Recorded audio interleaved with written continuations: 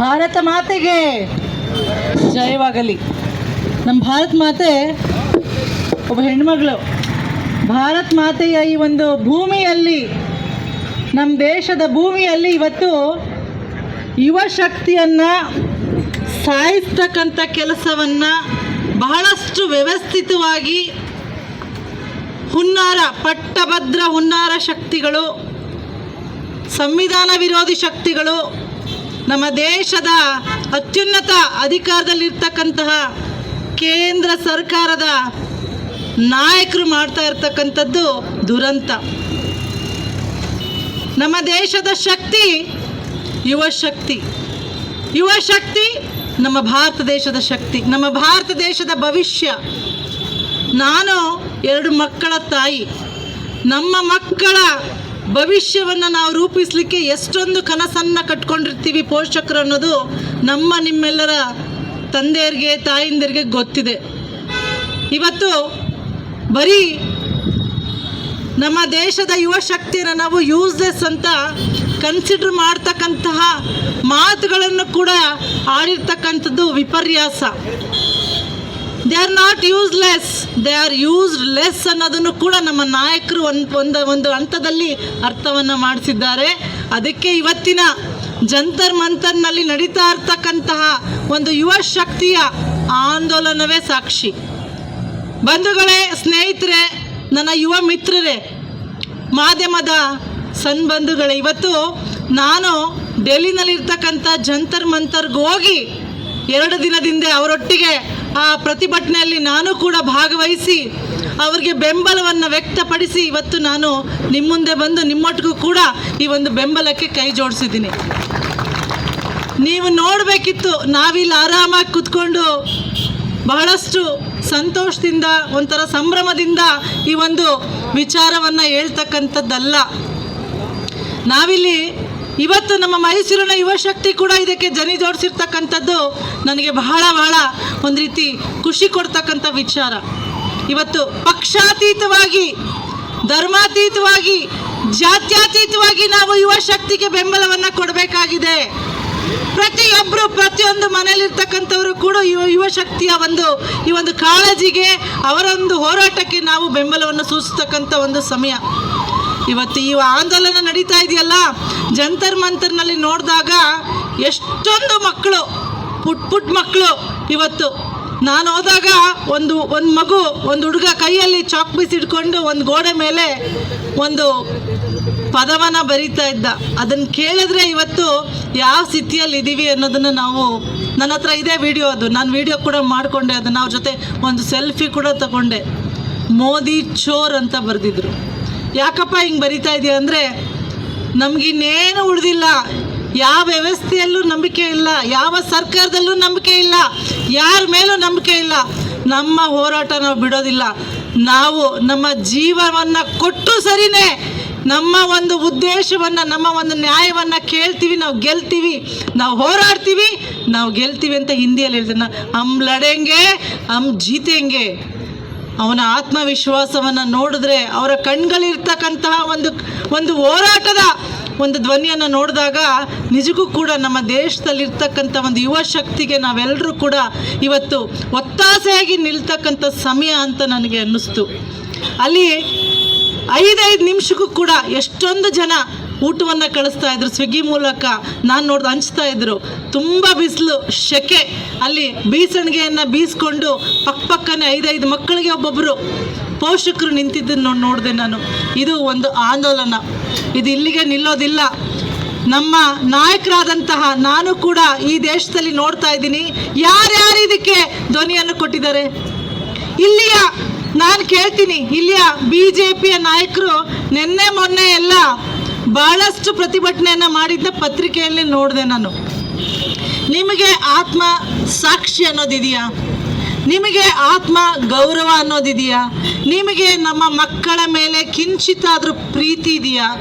ನೀವು ಬಂದು ಇವತ್ತು ಡೈವರ್ಟ್ ಮಾಡ್ತಕ್ಕಂಥ ಕೆಲಸವನ್ನು, ಅಂದರೆ ಅವರು ಈ ಹೋರಾಟಕ್ಕೆ ಧ್ವನಿಯನ್ನು ತುಂಬಲಿಲ್ಲ, ಈ ಹೋರಾಟದ ಪರವಾಗಿ ಧ್ವನಿಯನ್ನು ಎತ್ತಲಿಲ್ಲ, ಧರ್ಮೇಂದ್ರ ಪ್ರಧಾನ್ ಮಾಡಿದ್ದೇ ಸರಿ ಅನ್ನೋವಂಥ ನಿಟ್ಟಿನಲ್ಲಿ ಇವತ್ತು ಪ್ರತಿಭಟನೆಯನ್ನು ಮಾಡ್ತಾ ಇದ್ದೀರಿ. ರಾಜ್ಯ ಸರ್ಕಾರದ ಮೇಲೆ ಗೂಬೆ ಕೂರಿಸ್ತಾ ಇದ್ದೀರಿ. ನಮ್ಮ ನಾಯಕರಾದಂತಹ, ನಾನು ಕಾಂಗ್ರೆಸ್ ಪಕ್ಷದಲ್ಲಿ ಒಬ್ಬ ಹೋರಾಟಗಾರ್ತಿ, ಒಬ್ಬ ಕಾರ್ಯಕರ್ತೆ, ಪ್ರಾಮಾಣಿಕ ಕಾರ್ಯಕರ್ತೆ. ಈ ದೇಶದ ಬೆನ್ನೆಲುಬಾಗಿರ್ತಕ್ಕಂಥ ರೈತರಿರಬಹುದು, ಮಹಿಳೆಯರಿರ್ಬೋದು, ಯುವಕರಿರ್ಬೋದು, ಅವರ ಪರವಾಗಿ ಧ್ವನಿ ಎತ್ತಕ್ಕಂಥದ್ದೇ ನಮ್ಮೆಲ್ಲರ ಜವಾಬ್ದಾರಿ. ನಮ್ಮ ನಾಯಕರಾದಂತಹ ರಾಹುಲ್ ಗಾಂಧಿ ಅವರು ಹೋಗಿ ಪ್ರಧಾನಮಂತ್ರಿ ಅವರ ಮನೆ ಮುಂದೆ ಪ್ರತಿಭಟನೆ ಮಾಡೋದನ್ನು ಖಂಡಿಸ್ತಕ್ಕಂಥ ವಿಚಾರವನ್ನು ತಾವು ಮಾಡ್ತಾ ಇದ್ದೀರಿ. ನಾನು ತಮಗೆ ಒಂದು ಪ್ರಶ್ನೆಯನ್ನು ಎತ್ತುತ್ತೀನಿ, ಇದು ಸರಿನಾ? ನೀಟ್ ಪ್ರಶ್ನೆ ಪತ್ರಿಕೆ ಇವತ್ತು ಏನು ನೀಟ್ನಲ್ಲಿ ಆಗಿರ್ತಕ್ಕಂಥ ಹಗರಣ ಏನೊಂದು ಲೀಕ್ ಆಗಿದೆ, ಇದನ್ನು ತಾವು ಒಪ್ಕೊಳ್ತೀರಾ? ಇದನ್ನು ಒಪ್ಕೊಳ್ಳೋದಾದರೆ ನೀವು ನಿಜಕ್ಕೂ ಕೂಡ ಪ್ರಜಾಪ್ರಭುತ್ವದ ವ್ಯವಸ್ಥೆಯಲ್ಲಿ ಸತ್ಯದ ಪರವಾಗಿದ್ದೀರಾ ಅಥವಾ ಸುಳ್ಳಿನ ಪರವಾಗಿದ್ದೀರಾ? ಇಲ್ಲಿಯ ನಾಯಕರಿಗೆ, BJP ನಾಯಕರಿಗೆ ಕಿಂಚಿತ್ತಾದರೂ ಆತ್ಮಗೌರವ, ಮಾನ ಮರ್ಯಾದೆ, ನಮ್ಮ ದೇಶದ ಯುವ ಶಕ್ತಿ, ನಮ್ಮ ಮಕ್ಕಳ ಮೇಲೆ, ನಮ್ಮ ಮಕ್ಕಳ ಭವಿಷ್ಯದ ಮೇಲೆ ಕಿಂಚಿತ್ತಾದರೂ ಕಾಳಜಿ ಇದ್ದರೆ ನೀವು ತತ್ಕ್ಷಣ ನಿಮ್ಮ ಪ್ರಧಾನಮಂತ್ರಿಯನ್ನು ಆಗ್ರಹ ಮಾಡಿ, ಏನು ಧರ್ಮೇಂದ್ರ ಪ್ರಧಾನ್ ಅವರ ರಾಜೀನಾಮೆಯನ್ನು ತತ್ಕ್ಷಣ ತೆಗೆದುಕೊಳ್ಳಲಿಕ್ಕೆ ಏನು ಕಾರಣ? ತೆಗೆದುಕೊಳ್ಳದೆ ಇರೋದಕ್ಕೆ ಏನು ಕಾರಣ ಇದೆ? ಯಾಕೆ ತಾವು ಸೋತಿದ್ದೀರಿ? ಏನಂದರೆ ಪ್ರಧಾನಮಂತ್ರಿ ಅವ್ರಿಗಿಂತ ದೊಡ್ಡ ವ್ಯಕ್ತಿನ ಏನು ಧರ್ಮೇಂದ್ರ ಪ್ರಧಾನ್? ಒಬ್ಬ ಶಿಕ್ಷಣ ವ್ಯವಸ್ಥೆಯನ್ನು ಇವತ್ತು ಹಾಳು ಮಾಡಿರ್ತಕ್ಕಂತಹ ಧರ್ಮೇಂದ್ರ ಪ್ರಧಾನ್ ಅಂತವ್ರನ್ನ ಇವತ್ತು ನಿಜಕ್ಕೂ ಕೂಡ ಬೀದಿಯಲ್ಲಿ ನಿಲ್ಲಿಸಿ ಚೀಮಾರಿ ಹಾಕಬೇಕು. ಅವರ ಒಂದು ರಾಜೀನಾಮೆಯನ್ನೇ ಪಡ್ಕೊಳ್ಳೋದ್ರಲ್ಲಿ ಸೋತಿರ್ತಕ್ಕಂತಹ ಈ ಒಂದು ಕೇಂದ್ರ ಸರ್ಕಾರದ ವಿರುದ್ಧ ನಾನು ಧಿಕ್ಕಾರವನ್ನು ಹೋಗ್ತೀನಿ. ತತ್ಕ್ಷಣ ರಾಜೀನಾಮೆಯನ್ನು ಪಡ್ಕೊಳ್ಳಿ. ಮತ್ತು ಆ ಒಂದು ಸಾವಿಗೆ ನ್ಯಾಯ ಎಲ್ಲಿ? ಆ ಮಕ್ಕಳ ಸಾವಿಗೆ ನ್ಯಾಯ ಎಲ್ಲಿ? ನಿಮಗೆ ಒಂಚೂರಾದರೂ ಪಾಪ ಪ್ರಜ್ಞೆ ಇದೆಯಾ? ಇವತ್ತು ನೀವು ನಿರ್ದಾಕ್ಷಿಣ್ಯವಾಗಿ ಮಕ್ಕಳ ಕೊಲೆಯನ್ನು ಮಾಡಿದ್ದೀರಾ. ಕೊಲೆಗಡುಕ BJP ಕೇಂದ್ರ ಸರ್ಕಾರ ಮತ್ತು ಅದಕ್ಕೆ ಕೈ ಜೋಡಿಸಿರ್ತಕ್ಕಂತಹ ನಮ್ಮ ರಾಜ್ಯ BJP ನಾಯಕರಿಗೆ ಧಿಕ್ಕಾರ. ಇವತ್ತು ಆ ಸಾವಿಗೆ ನ್ಯಾಯ ಬೇಕು. ಏನು ನಮ್ಮ ಮಕ್ಕಳು ಆಗ್ರಹ ಮಾಡ್ತಿದ್ದಾರಲ್ಲ, ಆ ಕುಟುಂಬಕ್ಕೆ 1 ಕೋಟಿ ಪರಿಹಾರ ಮತ್ತು ಒಂದೊಂದು ಕುಟುಂಬಕ್ಕೂ ಕೂಡ ಒಂದೊಂದು ಉದ್ಯೋಗ ಖಾತ್ರಿ ಬೇಕು ಅಂತ ಕೇಳ್ತಾ ಇದ್ದಾರೆ. ಅದನ್ನು ಕೂಡ ನಾನು ಅವರ ಪರವಾಗಿ ಧ್ವನಿಯನ್ನು ಎತ್ತುತ್ತೀನಿ. ಹೌದು, ನಮ್ಮ ಹೋರಾಟ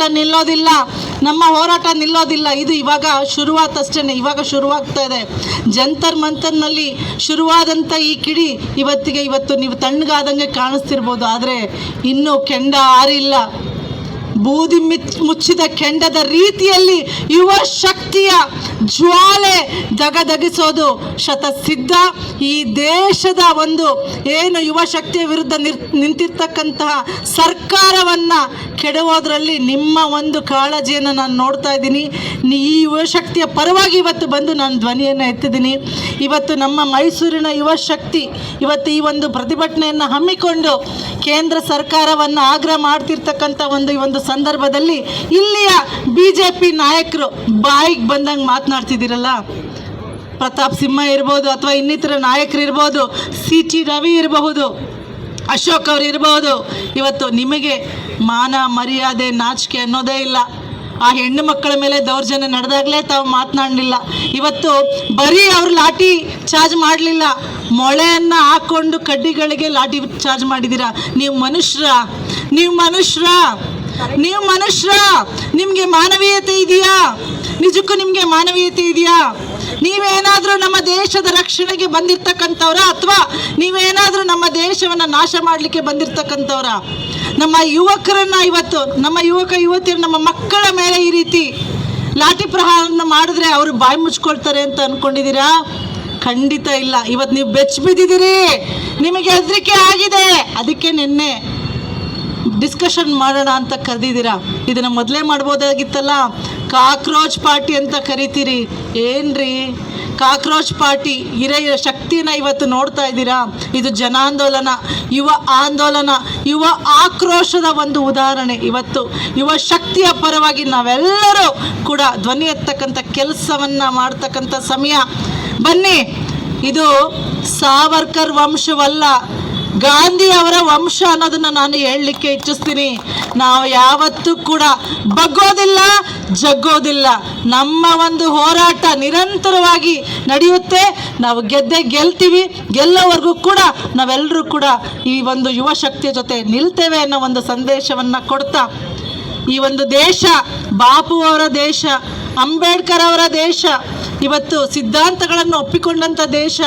ಇವತ್ತು ಯುವ ಶಕ್ತಿಯನ್ನು ನಾವು ಕಡೆಗಣಿಸಿದ್ರೆ ಏನು ಪರಿಣಾಮ ಆಗುತ್ತೆ ಅನ್ನೋದನ್ನು ಮುಂದಿನ ದಿನಗಳಲ್ಲಿ ನಾವು ತೋರಿಸ್ತಕ್ಕಂಥ ಸಮಯ. ಇವತ್ತು ಎಚ್ಚೆತ್ಕೊಂಡು ನಮ್ಮ ನ್ಯಾಯವನ್ನು ಕೊಡಬೇಕು ನಮ್ಮ ಮಕ್ಕಳಿಗೆ ಅನ್ನೋದನ್ನು ನಾನು ಇವತ್ತು ಆಗ್ರಹ ಮಾಡ್ತಾ ತಮ್ಮೆಲ್ಲರಿಗೂ ಈ ಒಂದು ಹೋರಾಟದ ಹಾದಿಯಲ್ಲಿ ಆ ಶಕ್ತಿ ತುಂಬತಕ್ಕಂಥ ಕೆಲಸವನ್ನು ಪ್ರತಿಯೊಬ್ಬರು ಮಾಡೋಣ. ತಮಗೆ ಜಯ ಸಿಕ್ಕಲಿ ಅನ್ನೋ ಒಂದು ಆಶೆಯನ್ನು ವ್ಯಕ್ತಪಡಿಸಿ ಮುಂದಿನ ದಿನಗಳಲ್ಲಿ ಪಾರದರ್ಶಕತೆಯಿಂದ ನಡೆಯತಕ್ಕಂತಹ ಪರೀಕ್ಷೆ ಪ್ರಕರಣಗಳು ನಮ್ಮ ಮುಂದೆ ಬರಲಿ, ನಿಮಗೆ ನ್ಯಾಯ ಸಿಕ್ಕಲಿ, ನಮ್ಮ ಮಕ್ಕಳ ಭವಿಷ್ಯ ಉತ್ತಮವಾಗಲಿ. ಜೈ ಹಿಂದ್.